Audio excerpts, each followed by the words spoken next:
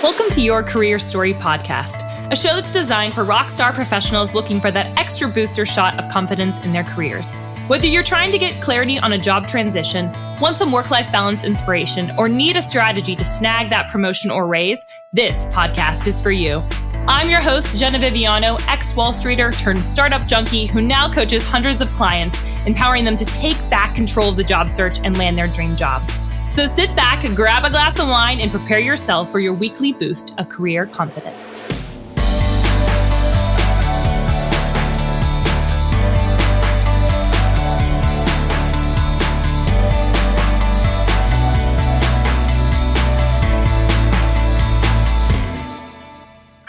And welcome to another episode of the Your Career Story podcast. We are talking all this entire season about work-life balance. And today I have one of my dearest friends, Amber Gentry, chatting with us about how to support your brain health for an impacting career. Amber, thank you so much for joining us.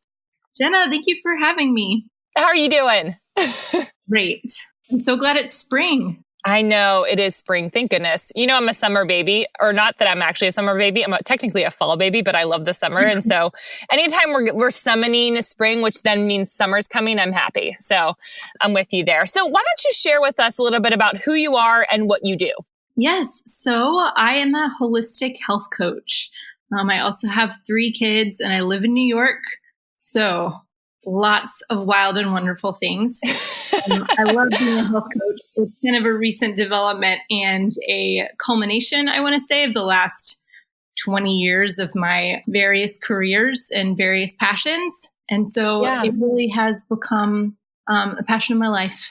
So tell us a little bit about the different careers, because I don't think I really know that. Amber and I met, her husband was the pastor of my church, Apostles, in New York City, and he's now at a different church, Lower Manhattan Community Church down in Tribeca, right?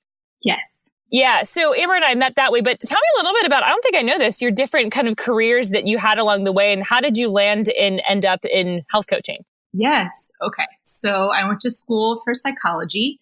And I got my undergrad, my BS in psychology. Somehow no one told me that I needed to get a master's in order to be a therapist. I don't know where that disconnect happened. But I was not informed, which was fine. And so right out of college, I was not able to start practicing right away. But within my church, I was always really involved. In our church, we moved directly to Austin, and I got married right out of college. Okay. And our church in Austin had a counseling program. And so I started to get trained for this. And I found and I felt that I was too impatient for the type of counseling that they were promoting. It was Which is why you live in New York City right now. No. Yes, you know me.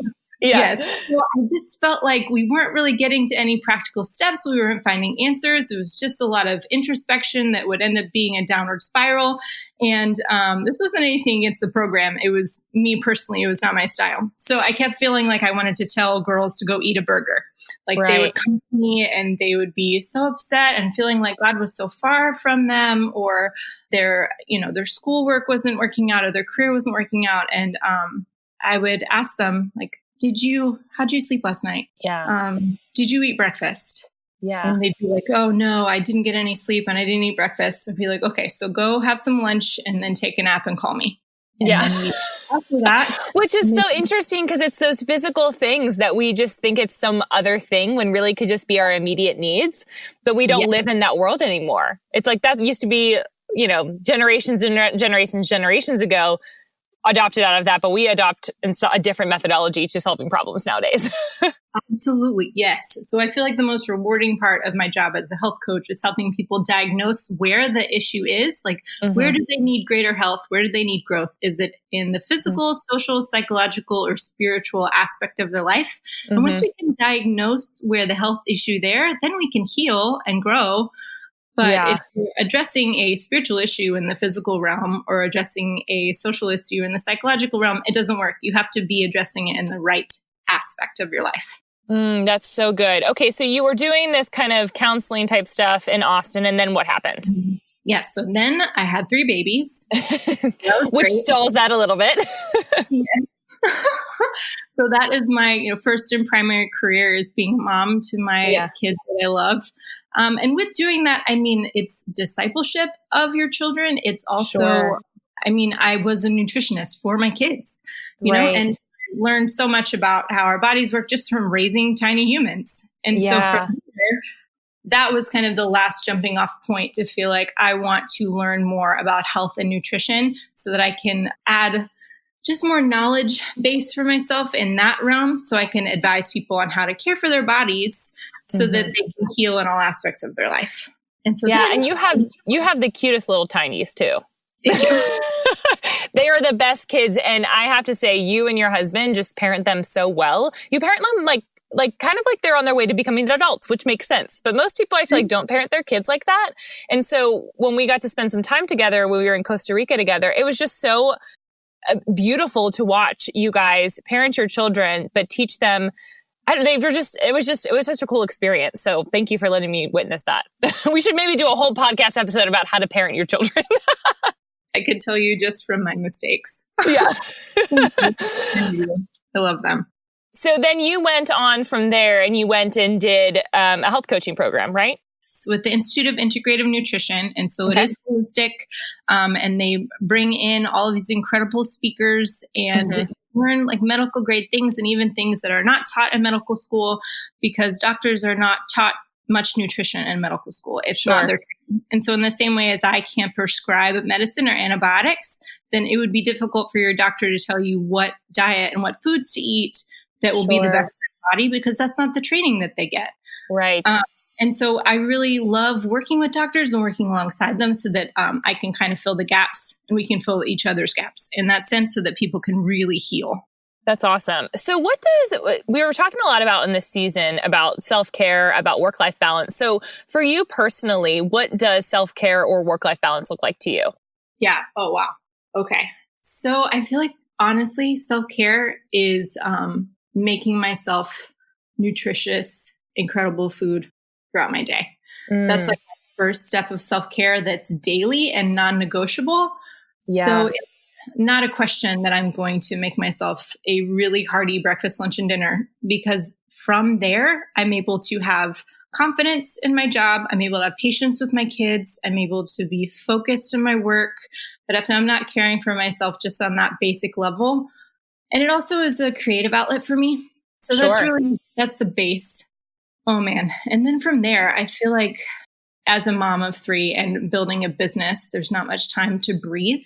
And so to be able to get like 30 minutes to go sit on my roof with a glass of wine and pray and journal and like be led towards thankfulness and then come down and like play Monopoly with my kids. Like that's self-care. But it's not like long, retreats. That'd be nice. Or massages. Maybe one day. Maybe one day. And you also live in New York City with raising 3 kids in a much larger apartment than you used to live in, which is, I'm sure, has been very wonderful for you guys as a family. Do you feel like New York contributes at all to your like absolute need to have the self-care because of how much hustle and bustle there is? Or do you feel like that's where you thrive? Or both and? I think both. I absolutely thrive in this environment where everything's so busy. Yeah. I get so stressed in an environment where things are more calm. Interesting. I prefer the busyness 10 to 1. Okay. But you also need to be aware. I need to make myself aware that sometimes there's like too much noise pollution in my head and I need some quiet. Sure. Or the schedule has just become too busy and everyone around me is not focused on self-care. And so unless I make it a real priority, then I'm going to get sucked into the same trap that everyone else is in. Sure. So it takes a lot of introspection as well. Yeah.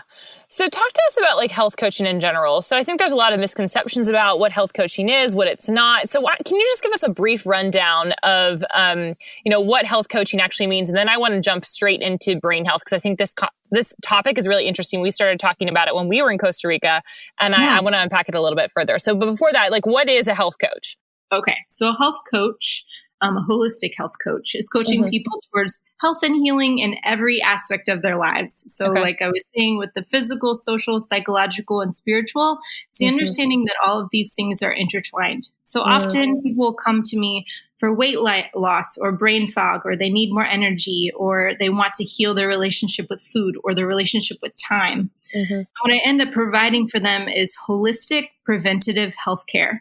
So instead of it being reactionary healthcare, where I'm prescribing a medicine that could perhaps be a Band-Aid for a real underlying cause, we get to the root of the issue. So perhaps it's stress, or perhaps it's gluten, or perhaps it's that you're eating too many inflammatory omega-6 fats. How do you even know that?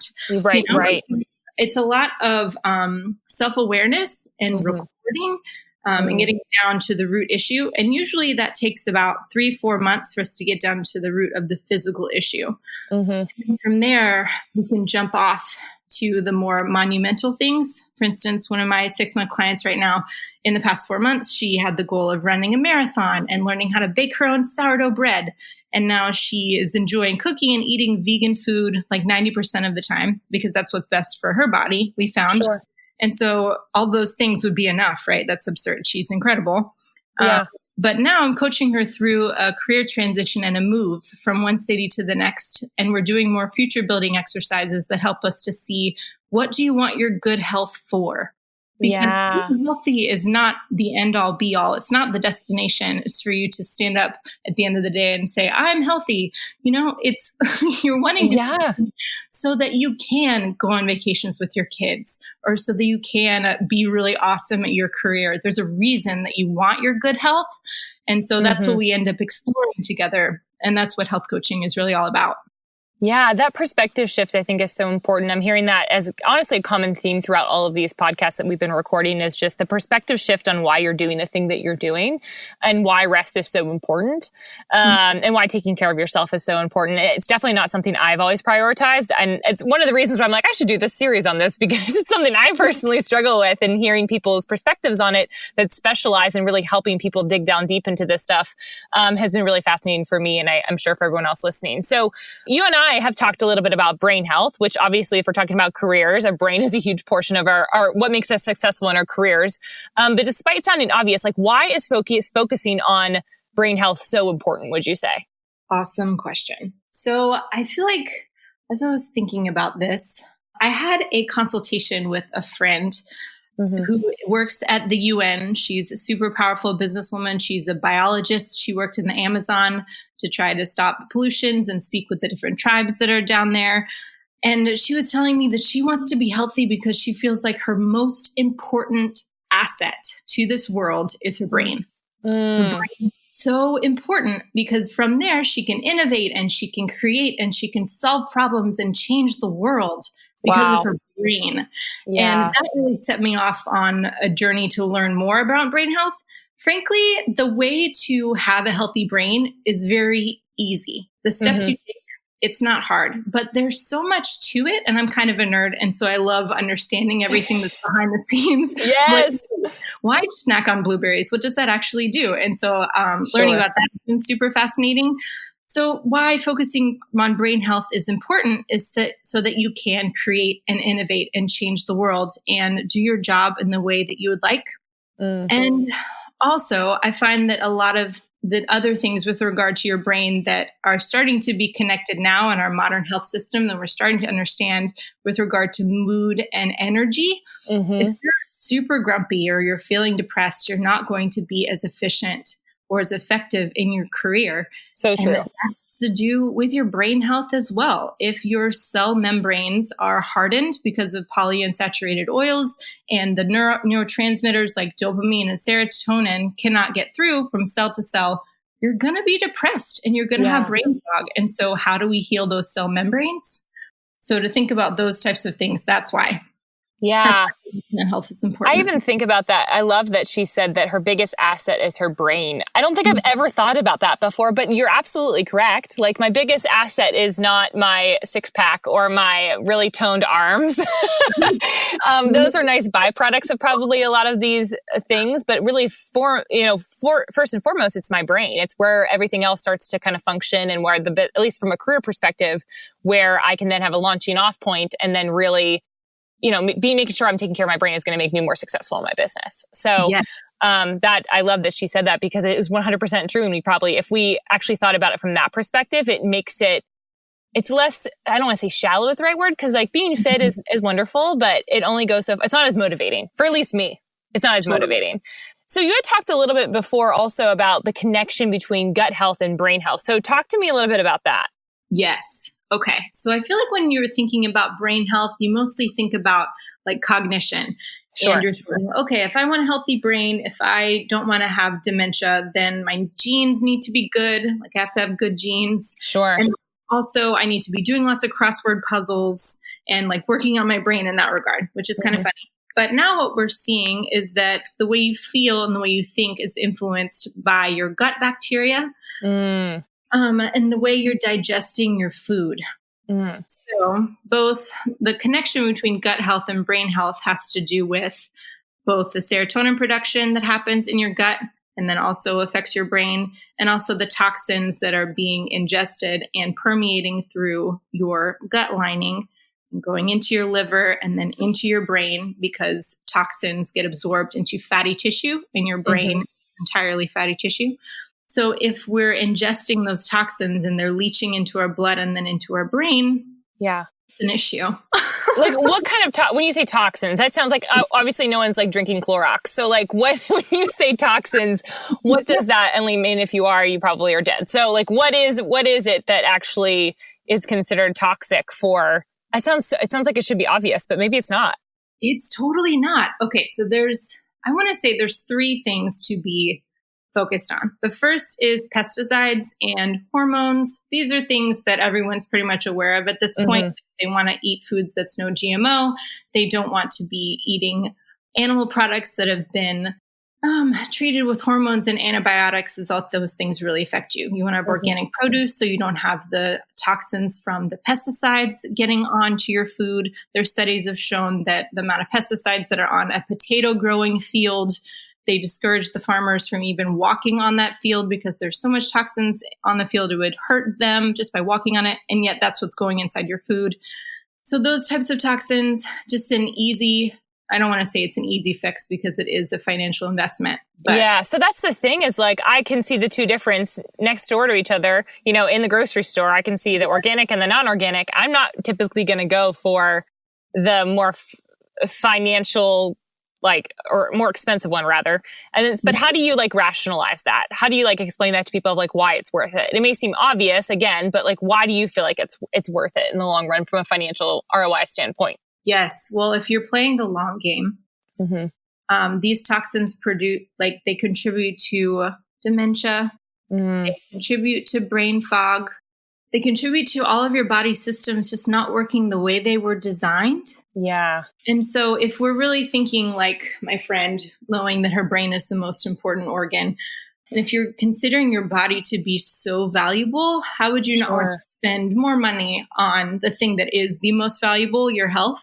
Yeah. It's just a perspective shift. Sure. Change your value system. Yeah. And that takes effort on your part to change your value system. But it's not just those types of toxins that I think are more readily demonized. Yeah. Also, it's things like rancid polyunsaturated oils. That's a very large word. What does that mean? Okay. So let's break it down.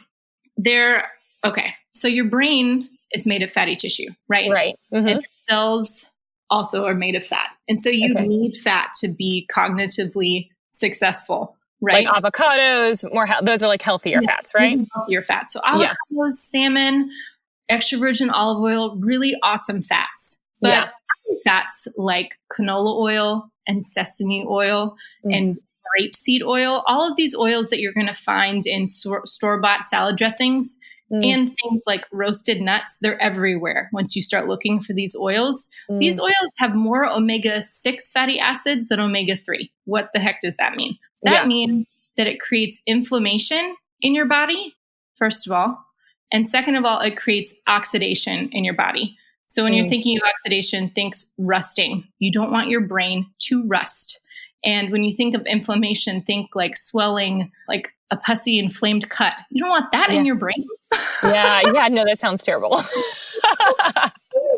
So when you're thinking of things that you can really make an easy switch from, try to just start noticing how many of these oils are in the products that you eat every day? Sure. And how can you replace that with healthy oils like extra virgin olive oil and avocado oil? They did a study that showed that people who drank, or not drank, that would be weird, used over a liter of olive oil every week, which sounds like a obscene amount, right? Yeah. And were able to gain more memory and cognitive skills and retain their memory and cognitive skills over a decade. Wow. And so really this is what we want in our careers, right? We want to maintain the incredible knowledge and skills that we already have, and we want to improve them. Yeah. So you're saying that you really do believe that food is one of the best ways to improve your cognitive function. So what other ones? You'd mentioned some avocados, salmon, extra virgin olive oil, anything else that we should be thinking about? So fats, it sounds like, is a huge portion of that. What else? Yes, fats is a huge portion. So organic pastured eggs, grass-fed beef, these things are both really high in omega-3s, and that's really good for you. Things like any really richly colored plant is what you eat. They have carotenoids in them. I don't even know if I'm saying that right. It's not really important. All you need to know is positively affects your memory and your cognitive function, especially if you're eating it with fats. So if you're eating a kale salad with lemon juice and extra virgin olive oil on it, you're getting the carotenoids from the kale, the good fats from the extra virgin olive oil, and it's improving your brain. So in the same way as you're like, hey, in order for me to really focus in the morning, I need that cup of coffee. And you know how fast that cup of coffee works on your brain and your cognition? That's the same thing that's going to happen if you eat a piece of salmon with extra virgin olive oil and blueberries and spinach for lunch. Yeah. Your brain is going to be significantly improved just from that meal. So what are some of the things that you eat throughout the day now that you have this knowledge around brain health? If you care to share with us, like some of the stuff that you eat or keep in your pantry or keep in your refrigerator. Yeah. Okay. So I'm obsessed with apples and almond butter. Okay. I eat them like every day. This seems super simple, but it has so much fiber and so many good fruit enzymes that are in there. And then, of course, the healthy fats and the protein from the almond butter. And almonds are really awesome for your brain, too. It's also the easiest thing on the planet. I don't have to think about it. And apples last for a while. I can probably keep an apple in my house faster than I would keep a bowl of cereal. And so we're not thinking that it's going to go bad here. So apples and almond butter, that's really quick, easy fix. Breakfast, snacks, all the things, pre-game, going out to dinner, all that stuff. Yeah. And then for lunch, all the time, I will make myself like a giant bowl of incredible vegetables, seasoned with salt and pepper, extra virgin olive oil, lots of herbs. These are things that I'm eating every day. And salmon, as much salmon as I can get into my day is what I will eat. Okay. So salmon as much as possible. What are some other things that what about for your kids? Like, do they go along with this too? Because as you're probably thinking, like, these tiny little brains are forming. So how am I going to be feeding them as well? Yes. So they'll be like, Mom, I'm so hungry. I want a piece of candy. And then I know that what their body really needs is protein and fat. And so my kids are great. They'll like eat an avocado right out of the shell. Yeah. Give them an avocado with salt and pepper on it. And they're like, they love it. Or they'll snack on nuts, or they'll eat apples and almond butter, or they'll eat smoked salmon on their eggs. Yeah. All these things they're happy to eat. And if they are feeling crappy, if they're feeling gross and foggy, they know that what they need is a salad. It's amazing. Like, how do they know that? Did you teach them that? Like, what? I feel like I was definitely not that child. I was like, Mom, Stace, I do not want that. I'm not eating it. How do you get your kids? How do they know that? Right. Well, a lot of it is naming. So in the same way as you'd be like, okay, this is a ball, this is an apple, you're naming the feeling for them. If they're saying, Mom, I feel really gross, then I can name it for them and be like, hey, that's probably because you ate mac and cheese and a burger 2 times in a row. And so that's probably why your stomach hurts. And then they're like, oh, you're right. That does make sense. And then the next time they eat mac and cheese and a burger 2 days in a row, they know what just happened and they can make the connection. Yeah. And then they will snack on kale, which I realize is completely absurd. Then they feel so much better, but it's been a long road to get here. But I think that kind of in the same way as like cleaning out your email inbox and seeing that really annoying email that, you have to answer, but unless you address it right away, it's just going to be nagging at you. Same thing with building healthy habits. You just want to address it right away. And then it grows into healthier habits later on. Yeah, so it's more that every little day doing something a little bit differently. What's an easy swap that somebody can make, maybe for dinner, or are there any simple swaps that you see as being beneficial? Ooh. So always put an egg on it. Okay, that's a good rule of thumb. That's always a good rule of thumb. Let me think, what are some other swaps? Oh, okay. So instead of using like a spring mix salad pack, spinach or kale or arugula are always going to be better than like your spring mix pack, which is fascinating because they're all leaves, right? Right. So to see each different type of leaf kind of has its own superpower, if you will. So you want to be eating like the dark leafy greens like kale or arugula and spinach have awesome amounts of calcium and other good things for your body. So that's an easy switch just at the grocery store. If you're going to grab bagged lettuce, stay clear of the spring mix and get the more hearty stuff instead. Okay. Do you typically shop at like Whole Foods, Trader Joe's? We have Kroger down here. Like, where do you typically shop, or is it farmers markets and whatnot? Oh man, in my dream world, I'd shop at the farmers market every time. But Trader Joe's is my go-to. Yeah, I think it's so helpful. I also love that they just don't have a lot of the products that traditional grocery stores have. Sure. Just shop the perimeter and get produce and animal products that are organic and pantry staples that are going to help me out whenever I run out of either of those things. Okay. So that's your good rule of thumb. I love Trader Joe's. We only have one here in Nashville, and it's a pain in the butt to get to. So I have to go on really odd times to get in there and not feel very overwhelmed. It's kind of like the one in Union Square, except instead of people down the road, it's like cars. And so it's a little bit worse almost because you're stuck in your car in this really small parking lot and everyone's getting mad at everybody else. So, I can totally relate. So how do we've talked about brain health. We talked about the connection between gut health and brain health. You have mentioned that you've got a lot on your plate right now. So this whole season again is on work-life balance. How do you manage, 3 kids, raising them, husband, church, building a business, loving on people because you do that really well? Like how do you manage all of that? Yeah, I was thinking about that. I feel like it's by setting clear values and then constantly evaluating. So clear values of like, I value my kids, spending time with my kids and looking them in the eyeballs instead of looking at my phone. Like I value their sports events. I value being excellent at my job. Yeah. And so from there, then evaluating, okay, which thing is going to win out in this moment? Sure.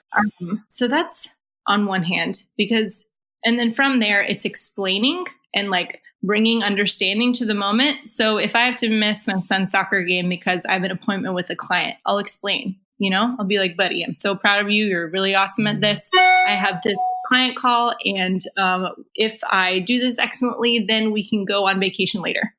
Yeah, right. So he understands the correlation. Exactly. And that really helps with mom guilt because then I'm not feeling like, oh, I'm doing something wrong. Instead, I'm like empowering my son to know how to make a good choice about work-life balance later on down the line. Sure. That's on one hand. But on the other hand, there's this quote by Jim Elliott that I love. And it says, wherever you are, be all there. Yeah. Live to the hilt. Every situation you believe to be the will of God. And so this is like my motto, live to the hilt, every situation you believe to be the will of God. So that means if I am spending 30 minutes playing with my daughter and her tiny little plastic imaginary toys, I am all there, Right. I'm not checking Instagram. I'm not thinking about my next blog post. I am paying attention to her when she's showing me how this plastic thing changes color in hot water. Yeah. As if I've never seen it happen before. I'm like all in with her, Yeah. And it enables me to be all in the next thing instead of always feeling scattered. Yeah, for sure. So tell me a little bit about, you mentioned faith, obviously. You are a pastor's wife. I know that you're much more than a pastor's wife, but like, how does faith inform, what you do? Because we didn't really talk about that at all, but I think that's actually a huge, important part of it. Yes. Yes, it informs everything that I do. Well, specifically with our physical bodies, I think it's incredible that Jesus came to this earth, became a man, became a physical being, and evidenced his eternal power and divine nature by healing other humans' physical bodies, showed how good and powerful he was by healing. we should care as much about our physical bodies as Jesus cares about them. That's so beautiful. That's what drives me. And then not only that, just to see throughout the scriptures how much God cares about food. The first command he gives us is to eat freely of every tree in the garden. He's like, here, have all this abundance. This is all for you. I've created it. And then the last invitation he gives us is to come and feast at the celebration of the Lamb. So food is in the beginning. It's at the end. When Jesus resurrects, he evidences his humanity and his life again. He's no longer dead. He's conquered it by eating fish with his disciples for breakfast. It's just amazing to see how much food is intertwined. And I think that so much of the unhealth that is, well, statistically, it's true that 80% of medical costs are the result of poor lifestyle and diet choices.